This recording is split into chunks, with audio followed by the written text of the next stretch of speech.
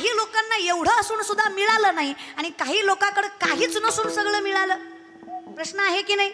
मी एवढं कष्ट केलं तरी मला काहीच मिळालं नाही आणि काही म्हणतात त्याने काहीच कष्ट केलं नाही तरी त्याला मिळालं. काहीतरी तथ्यता असली पाहिजे त्या गोष्टीमध्ये.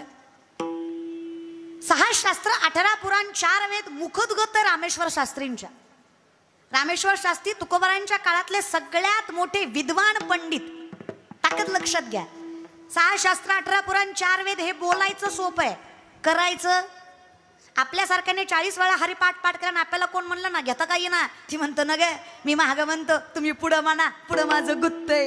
आपण त्यातले आहेत रे. आजही आपला हरिपाठ धडपाठ होत नाही आपल्याला. हे बोलायचं सोपं आहे, करायचं नाहीये. मग एवढा ज्ञानी बोलू नका, शांतता. एवढे ज्ञानी, एवढे तपस्वी, एवढे निष्ठावंत माणसं, पण यांना देव कळाला नाही. तुकोबाराय सामर्थ्याने सांगतात देव घ्या कुणी, देव घ्या कुणी, देवा आला घर पुसवणी. तरी माणसं म्हटले देव न लगे, देव न लगे. मग ही जी बुद्धिमत्ता आहे, बोलू नका, बसून घ्या दादा. जर पाठीमागच्याना दिसत नसेल ना तर बसून घ्या. विठ्ठला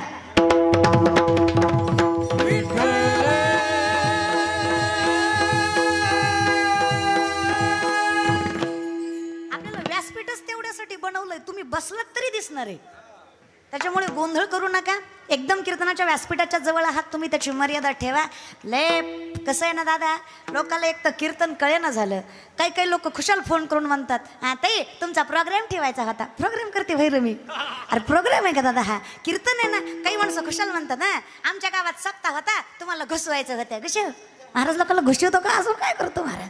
विचित्र लोक. त्याच्यापेक्षा भंगार. तुमची सुपारी किती? तुला उकळात घालून मुसळात न काढला पाहिजे. किती द्याल दादा महाराज लोकाला सुपारी? आमच्या आईच्या दारात सोन्याचं झाड आहे. विचार करा घरात किती असेल.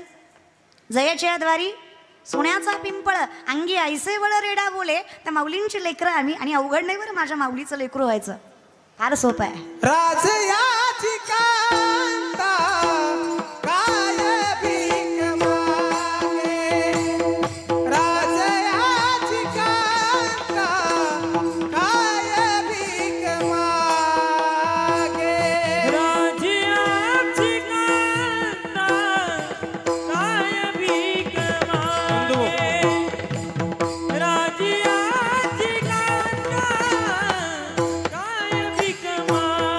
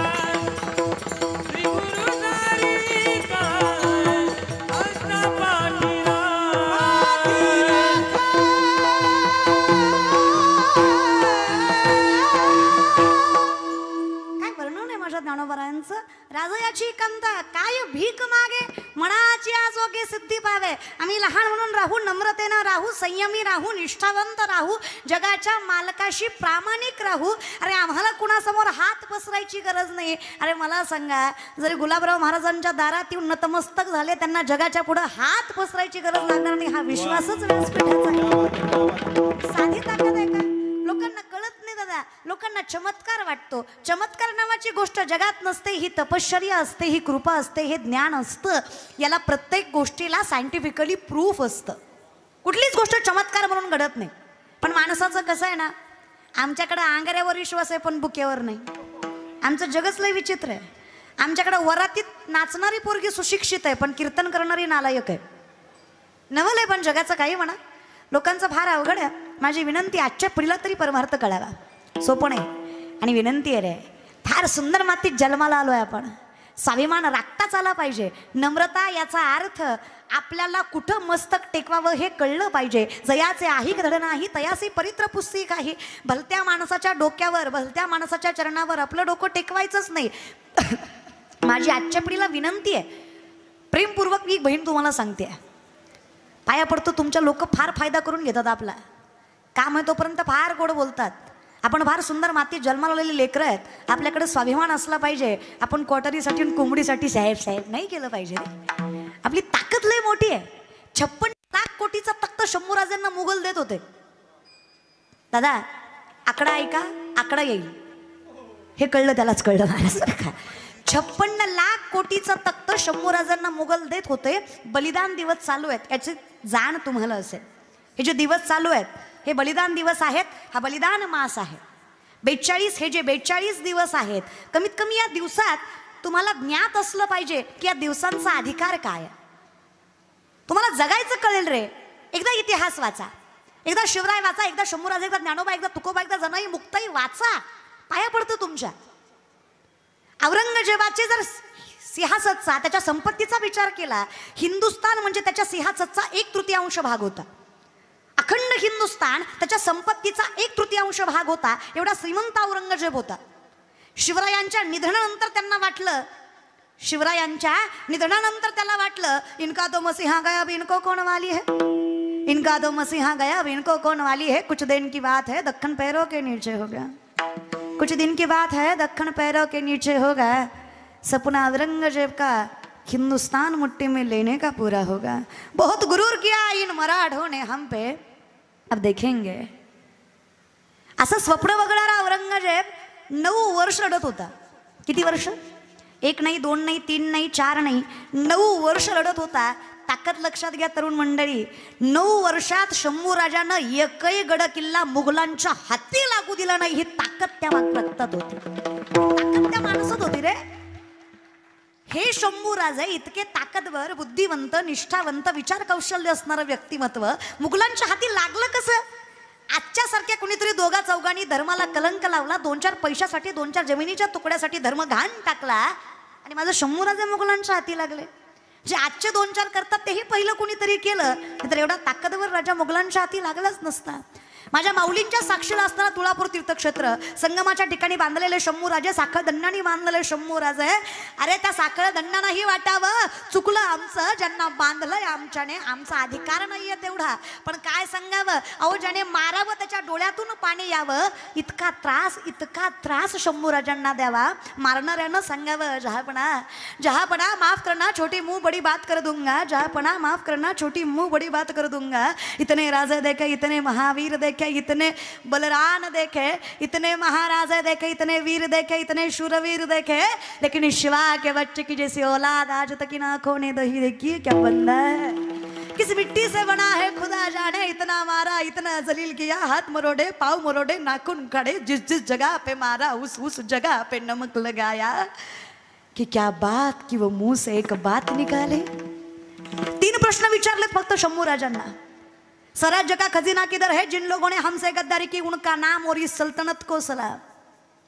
शंभूराजानं एकही प्रश्नाचं उत्तर दिलं नाही. स्वराज्याचा खजिना पाहिजे तुला, अरे जा त्या रायगडावर माझ्या शिवरायांच्या चरणाशी स्वराज्याचा खजिना ठेवलाय, घे जेवढा घ्यायचा तेवढा. त्या निमित्तानं माझ्या बापाच्या चरणाला मस्तक लागल औरंग्या तुझं, तुझ्या जीवनाचं कल्याण होईल. घे स्वराज्याचा खजिना, रायगडाच्या पायथ्याशी ठेवलाय. संबा बहुत बोल रहे हो, जिन लोगों ने हमसे गद्दारी की उनका नाम बताया. अरे श्वासात श्वास आहे तोपर्यंत गद्दारी करणारी औलाद नाही. जे माझ्या मातीसाठी लढले, तो धर्म, पंथ, जात, कुळ, गोत्र कुठलंही असू द्या, जे माझ्या मातीशी निष्ठावंत राहिले ते माझेच बाहुबंद. शंभूराजांनी प्राणपणाला लावला पण नावं सांगितली नाही. आणि सल्तनत को सलाम, हे स्वप्न तुझं स्वप्नच राहणार आहे. औरंगजेब म्हणतोय, संभा बात मान लो, जिंदगी से हाथ कवा बैठोगे, इतिहास कहेगा जीत कर भी हार होगी. औरंगजेब की इतना जलील किया, इतना मारा, फिर भी संभा उसके सामने नहीं झुका. बात मान लो, सल्तनत का शहनशाह बना दूंगा. तसंही नाही ऐकलं, प्राणपणाला लावला तसंही नाही ऐकलं. अरे काढलेलं मांस कुत्र्याला खाऊ घातलं आणि सांगितलं ही लायकी आहे तुमची. झाड साली काढतात तशा अंगाच्या साली काढल्या, रक्ताच्या डोहाच्या डोहा अंगावर न वाहताय, झरायला जखमेला त्रास व्हावा, तिखट मीठ चोळलंय, सळई आगेत घातली, तळपत सळई नजरेत घुसणार आहे, 2 बोटाचं अंतर आहे, आखरी बार पुचराऊ संभावात मान लो जिंदगी से हात कवा बैठोगे. अरे मृत्यूला घाबरणारी अवलाद आमच्या हिंदू धर्माची नाही, काळाच्याही मस्तकावर तांडव करणारी जात आहे. अरे रक्त एवढं श्रेष्ठ आहे, जिथं जिथं शंभू राजाच्या रक्ताचा थेंब सांडला तिथं तिथं नवीन शंभू राजा उभा टाकल्याशिवाय राहणार नाही. एवढी ताकद या रक्तात आहे. घाबरवतोस कोणाला? संभा बात मान लो, नाही तो यार पार हो जाएगी. अरे तुझ्यात काय ताकद आहे ती लाव. काय मारायचं मार, काय जीवाची लाही लाही करायची ते कर. जोपर्यंत अंगात शेवटच्या रक्ताचा थेंब आहे, जोपर्यंत श्वासात श्वास आहे, जोपर्यंत हा शिवबाचा छावा तुझ्यासारख्या हलकट कुत्र्यासमोर नजर झुकवणार नाही. अवलाद छत्रपती शिवरायांची. तुम्ही टाळ्या तरी वाजवा, एवढं तरी करा. त्या बिचाऱ्यांनी प्राणपणाला लावला, आमची निस्ती मड्याला राखण बसल्यात. अरे कीर्तन चालू आहे, आपण हे बघा, आयुष्यात आनंद घ्यायचा तुमच्या हातात आहे. आम्ही करून करून काय शकतो? तुकोबराय म्हणला, मी विचारलं का हो तुकोबा एवढं सामर्थ्य तुम्हाला मिळालं कसं? तुकोबा म्हटले फार सोपं आहे. म्हण करा रे प्रसन्न सकल सिद्धीचे साधन. मन व्यवस्थित असलं, जाग्यावर असलं का हे मन इतकं बेकार आहे. विवेका ते भुलवी, संतोषाशी चाड लावी, बैसीची तरी हिंडवी दाही दिशा. विवेकाला विसरायला भाग पाडतो, संतोषाला चाड लावतो, बसल्या जागी फिरवतं, ते मन आहे. बहुचंचल चपळ, बहुचंचल चपळ,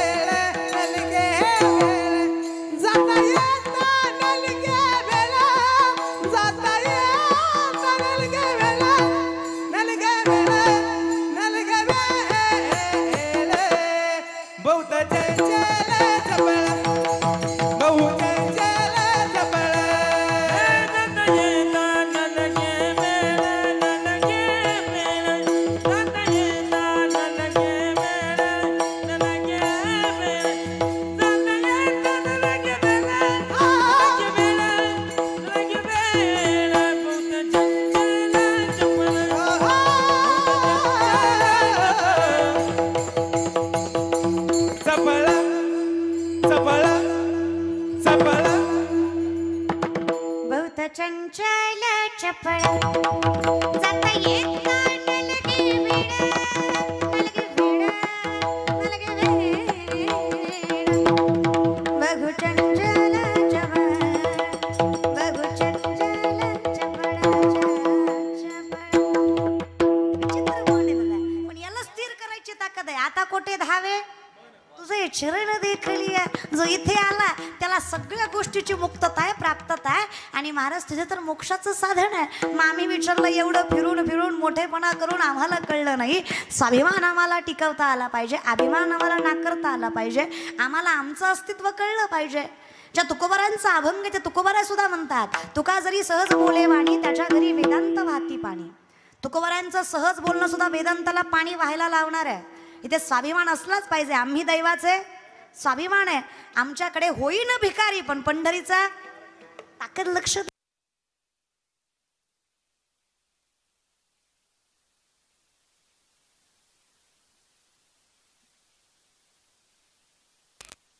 डोळ्या देखत किती पेटलेली बघितली. मरत कसं नाही? मी कुठं म्हटलं मरत नाही? मरत नाही याचा अर्थ मरत नाही असं नाही. मरत नाही याचा अर्थ मरत नाही असं मरत नाही. लक्ष देऊ नाही का बरं? ज्याच्या गळ्यात तुळशीची माळ आहे तो व्यक्ती कधी आपातकालीन मरणाने मरत नाही, तो फक्त नियतकालीन मरणाने मरतो. ही ताकद त्या तुळशीच्या कंठाच्या माळेमध्ये असते. नाही मरत तो. लल्लाटी जे लिहिले न पुसेगा काही केले. 5व्याच दिवशी 6वी माथ्यावर जन्म मृत्यू लिहिते. कितव्या दिवशी माय? माय तुम्ही तरी बोला गे.